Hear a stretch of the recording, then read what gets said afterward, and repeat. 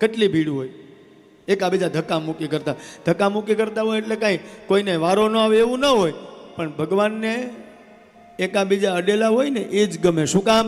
કે એકાદાની સામે નજર કરતો હોય ને તો ઓલાને અડેલો હોય, ઓલાને અડેલો હોય, પેલાને અડેલો હોય, એટલે બધું અર્થિંગ વાયર ચાલુ હોય. હવે વીઆઈપીમાં જઈએ તો એકલા જવાનું, આપણે કોઈને અડેલા ન હોઈએ, એકલા જવાનું, એકલા વહી આવવાનું.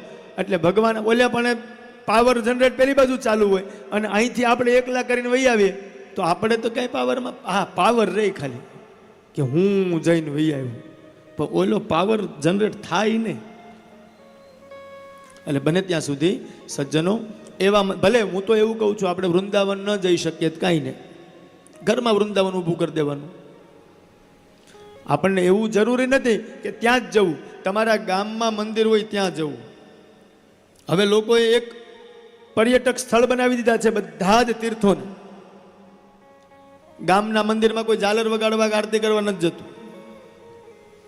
વાલા એક વાત યાદ રાખજો, સૌથી હગો પેલો હોય ને તો તમારો પાડોશી છે, દોડીને ઈ આવશે. પેલા ગામના મંદિરમાં પગે લાગતા થાવ, પછી બીજે જાઓ.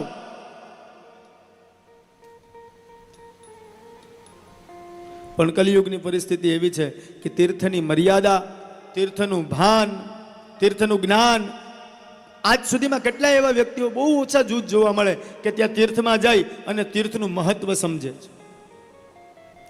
સોમનાથ જઈએ તો સોમનાથ કેવી રીતે સોમનાથ બન્યું એનો ઇતિહાસ આ તો હવે ચાલુ થયું, પેલું પ્રોજેક્ટર મૂકીને બધું બતાવે છે. નહીતર કેટલા એવા હતા કે જે સોમનાથમાં આવીને સોમનાથની અંદર સોમનાથનો ઇતિહાસ પૂછે. યમુના કિનારે ગયા છીએ, ઘાટ આગળ ઊભા છીએ, આ ઘાટ કેમ બન્યો? વૃંદાવનમાં ગયા છીએ, અહીંયા ભગવાને કઈ લીલા કરી હતી, એ સ્મરણ થાય ને તો જ તમારી યાત્રા સફળ થાય. નહીતર ત્યાં જઈને ઝાડવા આગળ ઊભા રહીએ તો ફોટો પાડી લ્યો, સેલ્ફી લઈ લ્યો. ઠાકોરજી આવતા હોય હજી ત્યાં આપણે સીધા મોબાઈલ કાઢીને ફોટા પાડવા મળીએ. એટલે દ્રષ્ટિ ઠાકોરજીને આપો ને,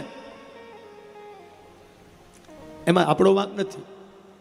સેલ્ફી છે ને એટલે આપણી અંદરથી સેલ્ફીઝ ઊભું કરે છે. આપણે એટલા સેલ્ફીઝ છીએ એટલે આપણને સીધી સેલ્ફી જ દેખાય.